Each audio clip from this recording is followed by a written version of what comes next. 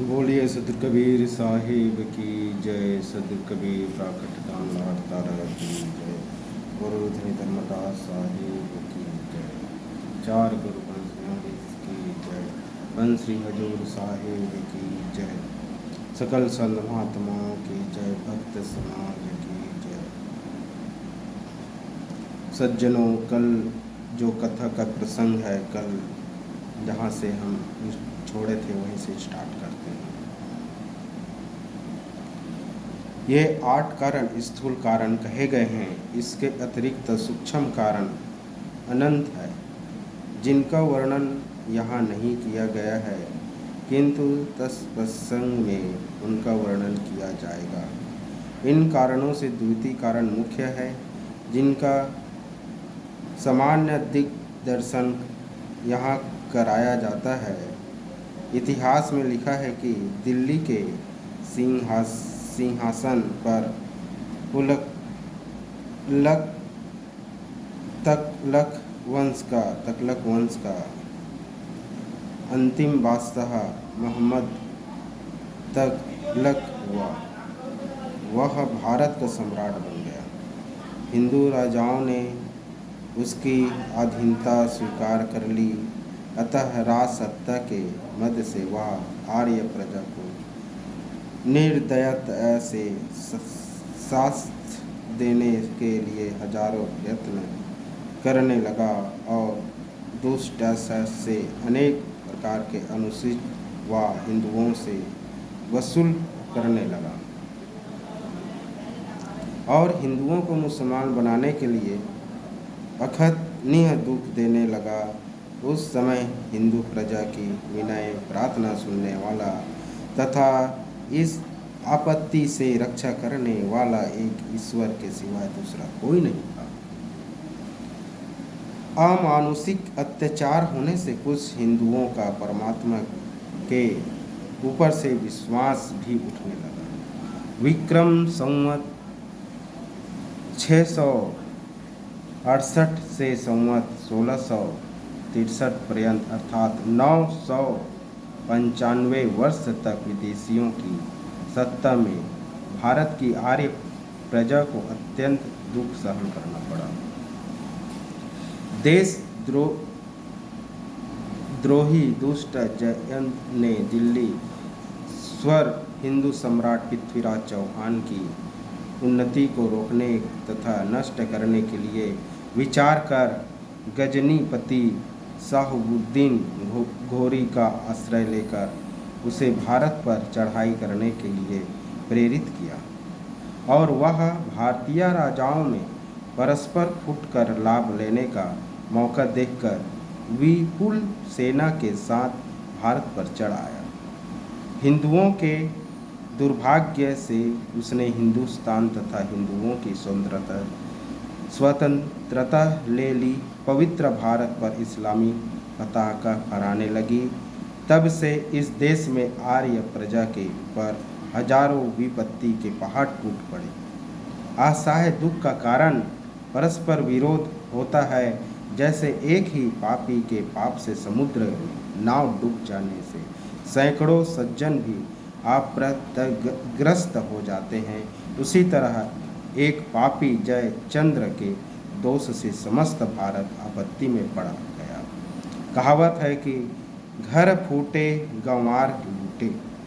गजनी के बादशाह शाहबुद्दीन घोरी ने विक्रम संवत 1238 में भारत की राजधानी दिल्ली पर प्रथम बार और विक्रम संवत 1279 में अंतिम बार आक्रमण किया। उसी समय दृष्टि नदी के तट पर युद्ध में पृथ्वीराज को पराजित करके हस्तिनापुर लाकर कारागार में डाल दिया। महाराज युधिष्ठिर आदि धार्मिक राजाओं का पवित्र सिंहासन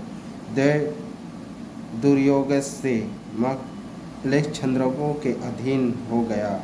उस समय से करीब 514 वर्ष पर्यंत 38 विदेशी बादशाहों ने दिल्ली के सिंहासन पर राज्य किया।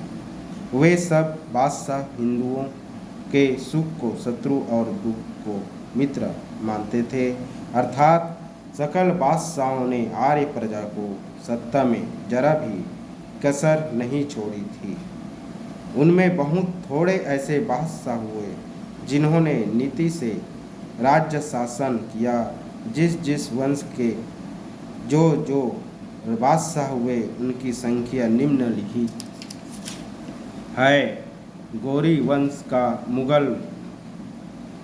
मुगलाम वंश के 10, खिलजी वंश के 4, खुसरू नाम का गुजराती 1, तगलक वंश के 6, सैयद वंश के 4 और लोधी वंश के 3, मुगल वंश के 6 और सूरी वंश के 3। इस प्रकार विभिन्न वंश के 38 विदेशी बादशाहों ने भारत पर राज्य किया। मल्लेन्द्र शासकों के भारत पर शासन का दिग्दर्शन मात्र यहाँ पर किया जाता है। विक्रम संवत 668 में अरब खलीफा वालिद की कारगिर्दी में उसके जामाता मोहम्मद कासिम ने सिंध पर विजय प्राप्त कर बहुत लूटपाट किया। बाद में भारत द्रव्य के साथ वहाँ की 2 राजकुमारियों को भी अपने खलीफा के पास भेंट रूप से भेज दिया। जब सिंध पर विवानों ने की सत्ता जम गई तब वे लोग हिंदुओं को अतिशय दुख देने लगे और नाको दम आकर अधिकतर हिंदू प्रजा ने इस्लाम धर्म स्वीकार कर लिया। गजनी के सुल्तान सबक तगनी ने विक्रम संवत 1033 में लाहौर पर आक्रमण किया। उस युद्ध में उसने हजारों हिंदुओं को मार डाला और अनेक को मुसलमान बनाया। हिंदुओं जब धन दौलत लूट ली, सबक तगीन ने जब भारत पर द्वितीय बार आक्रमण किया तब उसका पुत्र पिता का अघोर मंत्र जपने में निपुण हो गया था। इसी से वह भारत का कोई राहु गिना गया। उसने हिंदुओं के धर्मादि लूटते हुए जो अन्याय किया उसका इतिहास देखने से आज भी रोमांच हो जाता है। एक अंग्रेज ने इतिहास हिंदी में लिखा है कि मोहम्मद गजनी ने अपने बगदाद के खलीफा के समक्ष ऐसी प्रतिज्ञा की थी, मैं भारत पर अनेक बार चढ़ाई करके हिंदुओं को कत्ल करूँगा। उनमें जो इस्लाम धर्म स्वीकार करेगा उसको छोड़ दूँगा। इस प्रतिज्ञा को सुनकर खलीफा ने प्रसन्न होकर गाजी की उपाधि मोहम्मद गजनी को अर्पण की।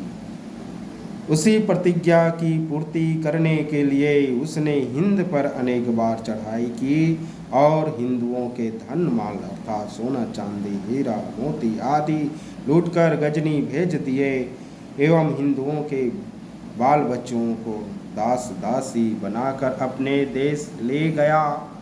इसी ने सोमनाथ के मंदिर सहित शिवलिंग को तोड़कर उसका एक भाग ले जाकर अपनी मस्जिदों में जड़वा दिया था।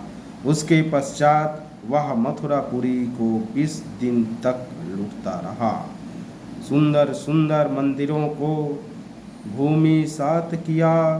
इस अकथ्य अन्याय को देखकर मथुरा के निपति ने अपने ही हाथ से अपने बाल बच्चों के सहित स्त्रियों को मारकर वीरता के साथ युद्ध में वीरगति प्राप्त की। मोहम्मद गजनी ने 5000 हिंदुओं को हथकड़ी बेड़ी से बांधकर गजनी भेज दिया। विवानों जब थाने स्वर पर अधिकार हुआ, तब दुष्ट मच्छरों ने वहाँ के सब पवित्र मंदिरों की मूर्तियों को खंडित करके अति सुजित बहुमूल्य जड़ित चक्र स्वामी की मूर्ति गजनी भेज दी और उस मूर्ति को शाही दरबार की पहली सीढ़ी में चढ़वाकर सब विवनों की आज्ञा दी कि उस मूर्ति पर पांव रखकर अंदर दरबार में आवे। शहाबुद्दीन घोरी के मर जाने के बाद विक्रम संवत 1262 की तुर्की का गुलाम कुतुबुद्दीन ऐबक दिल्ली गद्दी पर तख्शीन हुआ। उसने जब मेरठ तथा अलीगढ़ पर चढ़ाई की, तब हिंदुओं के देव मंदिरों को तोड़कर उन स्थानों पर मस्जिदें बनवाईं। कुतुबुद्दीन के बारे में तौक़ात की सीरी में लिखा है, कुतुबुद्दीन ने जब बिहार पर चढ़ाई की, तब वहाँ का सब धन लूटकर लक्ष्य सदाचारनिष्ठ ब्राह्मणों को कत्ल करा दिया, प्राचीन मंदिरों तथा पुस्तकालयों को जला दिया। अमीर खुरासान इतिहास में लिखा है कि फिरोज शाह अर्थात अलाउद्दीन खिलजी दक्षिण देश में विजयी होकर जब अपनी राजधानी आया, तब उसने हिंदुओं के देवों को हजारों मूर्तियों मंगवा कर दिलवाले में चुनवा दिया। उन मूर्तियों को हजारों हिंदुओं के रक्त धारा से बहुत दिन तक स्नान कराता रहा। उसने देश को खूब लूटा, अतः प्रजा भोजन अच्छा धनादि के अभाव से बहुत दिनों तक दुखी रही। इसी प्रकार अलाउद्दीन खिलजी के विषय में अमीर अब्दुल्ला खां ने लिखा है कि बादशाह स्वमुख से मैं दिन हूँ ऐसा पुकारता था और अंदर से लूटपाट करने का विचार करता था।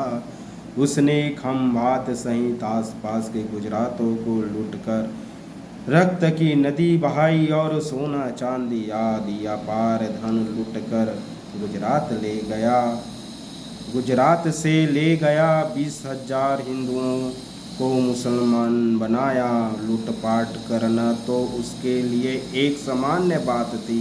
एक दिन अलाउद्दीन काजियों से पूछा कि हिंदू लोगों के लिए कुरान शरीफ में खुदा की तरफ से क्या फरमान है। काजियों उत्तर दिया कि जहाँ पनाह हिंदू लोगों के लिए कुरान में पृथ्वी कहाँ गया है, अतः उसमें चांदी पैदा करो, दूसरी बार स्वर्ण पैदा करो।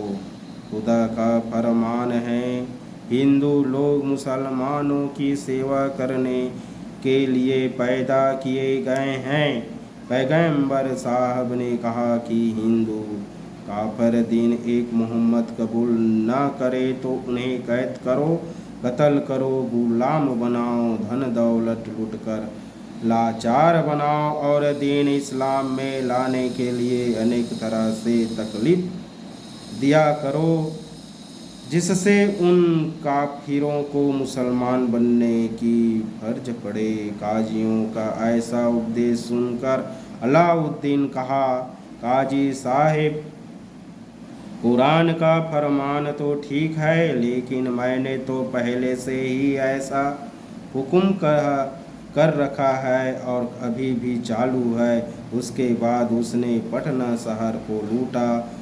उस समय उसने बहुत सी संगमरमर की इमारतों को तोड़कर धूल में मिला दिया और सबसे बड़े एक पुस्तकालय को जला दिया। देवगंडना समान महारानी पद्मिनी के सौंदर्य गुण गौरव से आकृष्ट होकर पद्मिनी को प्राप्त करने के लिए दुष्ट अलाउद्दीन ने चित्तौड़गढ़ का घेरा डालकर महाराणा भीम सिंह के पास दूत द्वारा संदेश भेजी कि रानी पद्मिनी मुझे मिल जाए तो मैं जैसा आया हूँ वैसा ही वापस लौट जाऊंगा। ऐसा सुनकर राजपूतों ने अत्यंत सुन दीर्घ श्वास लिया। उन्होंने सोचा कि क्या हम लोग निर्जीवी हो गए हैं अथवा हम लोगों में वीरता नष्ट हो गई है। जब तक हमारे शरीर में प्राण है तब तक अलाउद्दीन की ऐसी पापमय याचना कभी स्वीकृत नहीं हो सकती है। क्षत्रियों वीरों का ऐसा दृढ़ निश्चय सुनकर भी उस दुराचारी ने फिर से संदेश भेजे कि केवल दर्पण में रानी की छाया देखकर मैं लौट जाऊंगा। तब महाराणा भीम सिंह ने मन में विचार किया कि यदि वह दुष्ट अलाउद्दीन पद्मिनी की छाया मात्र दर्पण में देखकर लौट जाए तो इसमें हानि ही क्या है। क्षत्रियों का इससे संहार होना अटक जाता है। किंतु मनचंद्रों ने छाया दर्शन के छल से पद्मिनी का हरण करने का निश्चय कर लिया था। इधर सफल क्षत्रिय वीर सहित राणा भीम सिंह ने विचार किया कि मल्लेच्छेंद्र लोग कभी विश्वास करने योग्य नहीं और यवनों के साथ युद्ध में अपनी जीत होना असंभव है। अतः राजमहल के विशाल प्रांगण में हजारों मन काष्ठ एकत्र करके उसमें प्रयत्न पूर्वक आग लगा दी गई।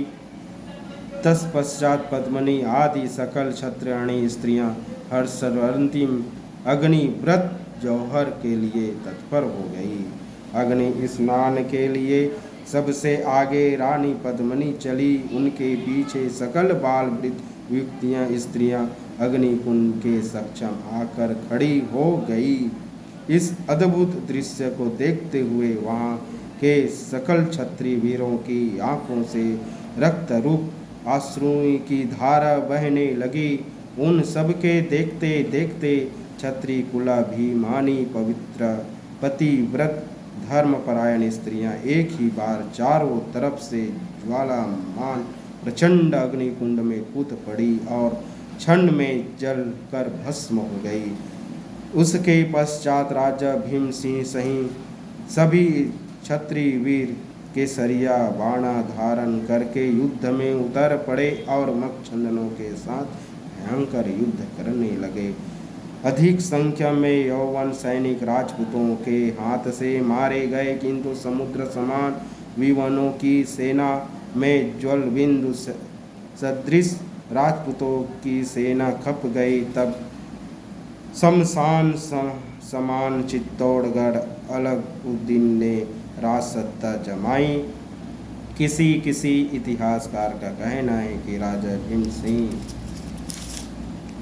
सहित सर्व क्षत्रिय वीर जब युद्ध में खप गए तब रानी पद्मावती ने स्वयं उक्त अग्नि को प्रज्वलित किया था और उसमें स्व क्षत्रियाणी स्त्रियों के साथ अपना शरीर भस्मभृत किया था।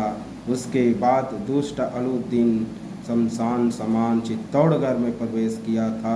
तब पद्मिनी तो नहीं मिली, किंतु उसकी राख अलाउद्दीन के हाथ आई थी। उसके बाद अलाउद्दीन पश्चाताप हुआ कि आखिर पद्मिनी नहीं मिली। हर व्यर्थ मैंने इतना नरसंहार किया। जब शमशान श्री दृश्य चित्तौड़गढ़ पर अलाउद्दीन के सत्ता हुई तब अधिकांश योद्धा युद्ध में काम आ गए थे। जो कुछ थोड़े निर्जीवी समान बचे थे वे लोग बलात्कार से मुसलमान बनाए गए और वे लोग यवनों के रीति रिवाज से रहने लगे और प्राचीन अपनी हिंदी भाषा को छोड़कर उर्दू, फारसी तथा अरबी भाषा बोलने एवं पढ़ने लगे। स्मरण रहे कि सद्गुरु श्री कबीर साहब से पूर्व वर्तमान खड़ी हिंदी का जन्म नहीं हुआ था। उत्तर प्रदेश आदि प्रांतों के ग्रामों में अभी भी हिंदी भाषा बोली जाती है। वही उस समय की मातृभाषा थी। अतः एवं प्रसिद्ध खड़ी हिंदी भाषा के जन्मदाता सद्गुरु कबीर साहब ही माने जाते हैं। म्लेच्छेंद्रों ने हिंदुओं के प्राचीन वेदांत ग्रंथों को जला दिया था। उस कारण से तथा यौवन राज सत्ता के कारण से हिंदुओं को भी संस्कृत भाषा छोड़कर अरबी, फारसी तथा उर्दू बोलने की फर्ज पड़ी और इसका स्वधर्म का ज्ञान नष्ट प्राय हो गया। तब भारतीय भाषा को बचाने की दृष्टि से सदगुरु कबीर साहब ने हिंदी भाषा में साखी शब्द रेखता प्रभृति कविता में हिंदुओं को स्वधर्म का ज्ञान कराया। इसी मार्ग का अनुसरण गुरु नानक देव, श्री सूरदास तथा तुलसीदास आदि संतों ने किया, जिसमें हिंदू धर्म का रक्षण हुआ। लोग मुसलमान बनने से अटके। सदगुरु कबीर साहब से प्रथम हिंदी, बंगला, मराठी तथा गुजराती आदि किसी भी प्राकृतिक भाषा में आध्यात्मिक विषय का वर्णन नहीं मिलता है, अतः जड़ पड़ता है कि इन्हीं से इसका प्रारंभ हुआ। वे संत मत के जन्मदाता सदगुरु श्री कबीर साहब ही माने जाते हैं। कतिपय समीक्षा शक्ति रहित एवं सुशिक्षित हृदय वाले लोगों का कहना है कि सदगुरु कबीर संस्कृत ज्ञान नहीं था, अतः हिंदी भाषा में उन्होंने कुछ मूर्खों को अपने पंथ में लाने के लिए उपदेश दिया है इत्यादि। यह कथन उनकी अदृश्यता का, अज्ञानता का परिचायक है, क्योंकि महापुरुषों का सर्वभौम उपदेश जन भाषाओं में ही होता है। उस समय देश की गतिविधियां शीघ्र परिवर्तन हुआ। फिरोज शाह को अधिकांश लोग अच्छा कहते हैं। उसने अपनी दिनचर्या की पुस्तक में लिखा है, मुझसे पहले जितने बादशाह हो गए वे सब हिंदुओं के प्रति क्रूर व्यवहार करते थे। छोटी से छोटी भूल में भी आँख निकलवा लेते थे और नाक, कान, हाथ, पाँव प्रभृति अंग कटवा देते थे। वैसा मैं नहीं करता हूँ। सत्य बात तो यह है कि कोई भी अपने कार्य को बुरा नहीं कहता, क्योंकि इतिहास हिंदुस्तान में उसके बारे में लिखा है कि फिरोज शाह जब नगरकोट कांगड़ा में विजयी हुआ तब हिंदुओं के सब देवालयों को तोड़वा दिया और उन मंदिरों की मूर्तियों पर गौ मांस रखवा दिया। ब्राह्मणों के मुख में भी गौ मांस डलवाकर कट की गदा से पशुवत मारकर उनका प्राण लिया। छिपकर भगवान की पूजा करने वाले 13,000 मूर्ति पूजक ब्राह्मणों के मुख में गौ मांस रखवाकर गदा से उनको मरवा दिया। बादशाह को किसी ने खबर दी कि दिल्ली में एक ब्राह्मण छिपकर पूजा करता है। ऐसा सुनते ही शीघ्र उस ब्राह्मण को पकड़वा कर दरबार में मंगाया गया और काजी से पूछा गया कि इस अपराधी की क्या सजा होनी चाहिए। दुष्ट काजी ने कहा कि उसको जीवित ही अग्नि में डाल देना उचित है। ऐसा सुनकर फिरोज शाह ने ऐसा ही किया। इतिहास साक्षी देता है कि यौवन सत्ताधारियों के बुद्धि, विचार, न्याय, हुकूमत, मंत्री और कागजी के उपदेश कैसे थे, ऐसे बहुत अनर्थ आर्य प्रजा के ऊपर मच्छलेंद्र बादशाह द्वारा हुए। यहाँ तो दिग्दर्शन मात्र कराया जाता है। बादशाह तैमूर के समय में ऐसी बहुत बातें बनी जो सर्व अर्थानर्थों से परिपूर्ण हैं। एक समय दयालुपुर प्रांत से 5,000, अयोध्या से 14,000 तथा काशीपुर से 20,000 हिंदुओं को मूर्ति पूजक मानकर उन्हें पकड़वा कर मंगवाया और मूर्ति पूजा करना पाप है ऐसा समझकर सबको कत्ल करवा दिया। उन सबके बाल बच्चों को दास बना लिया। भटकने शहर की प्रजा पर कर के बारे में विवाद हुआ, तब वहाँ के 29,000 हिंदुओं को कैद करवाकर कितनों को तलवार से कटवा डाला और कितने को अग्नि में जीवित जला दिया। इसी प्रकार जब तैमूर ने नवीन किला को घेर लिया तब वहाँ के सब राजपूत अपने बाल बच्चों को खुद अपने हाथों से मारकर युद्ध में उतर पड़े और अंत में वीरगति को प्राप्त हुए। तैमूर शाह ने अपने दैनिक पुस्तक में लिखा है कि मैंने केवल 2 ही कामों के लिए भारत में आने की तकलीफ ली है। एक तो हिंदुओं काफिरों को दीन इस्लाम में लाने के लिए और दूसरा हिंदुओं की धन दौलत लूटकर मुसलमानों को सुखी करने के लिए। तैमूर शाह समरकंद से आया और विभिन्न वंश के बादशाह विभिन्न देशों से आकर दिल्ली पर तकसीम हुए, परंतु ये सब बादशाह हिंदुओं की अनहद दुख देखने देने वाले हुए। अलाउद्दीन के पास तो बहलोद लोदी नामक सरदार ने गादी छीन ली और अलाउद्दीन को वर्षासन बांध दिया। इस प्रकार सैयद वंश का अंत आया और लोदी वंश का उदय हुआ। उसमें लोदी वंश के 3 बादशाह हुए, प्रथम बहलोद लोदी, दूसरा सिकंदर लोदी और तीसरा इब्राहिम लोदी। लोदी वंश के 3 बादशाहों में बीचला सिकंदर लोदी जब गादी पर बैठा तब उसने हिंदुओं को सबसे अधिक दुख दिया। उसने 8 प्रकार के प्रतिबंधनों से आर्यों को अत्यंत पीड़ा किया। इतिहास में लिखा है, अष्टविध प्रबंध निम्नलिखित है। पहला, हिंदुओं के बहुत मंदिरों को तोड़वा दिया, जिसमें मथुरा प्रभृति मंदिरों का भी समावेश होता है। दूसरा, हिंदुओं के राजा छीनकर मुसलमानों को दे दिए, जिसमें नवाबों के राज्य भारत में स्थापित हुए। तीसरा, हिंदू राजाओं के पुत्रियों का विवाह होने पर उसकी पालकी बादशाह के यहाँ भेजनी पड़ती थी। वे अधिकांश राजकुमारियाँ अपनी इज्जत तथा कुल मर्यादा की रक्षा करने के लिए आत्मघात करती थी।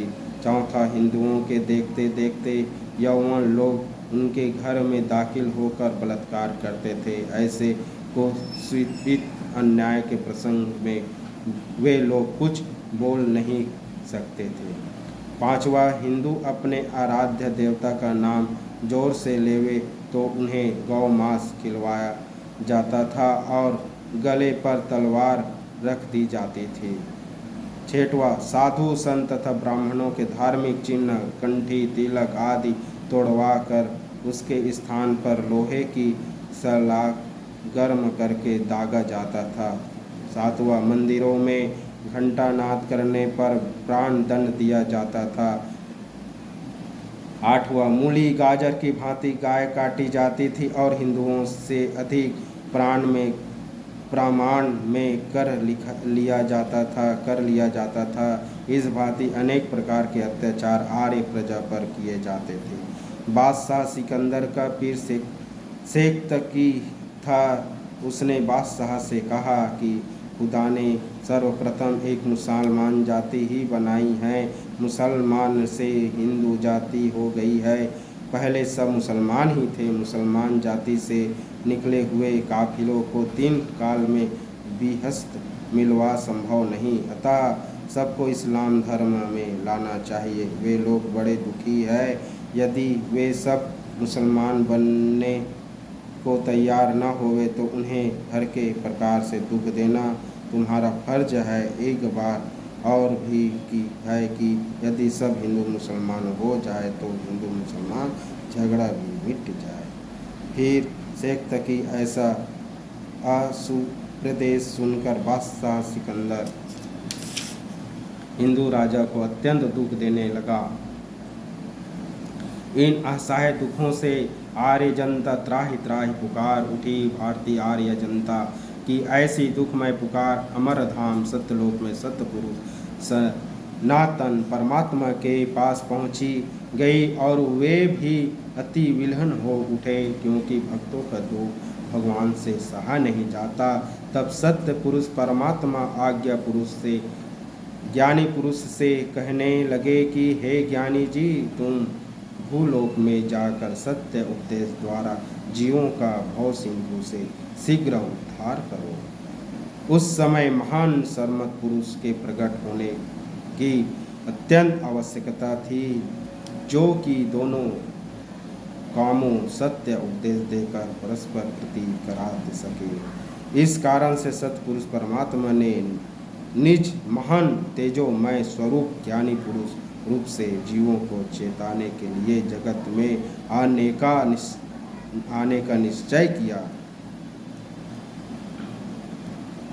बोले सदगुरु कबीर साहिब की जय। साहिब बंदगी साहिब। कथा का शेष भाग कल सुनाया जाएगा।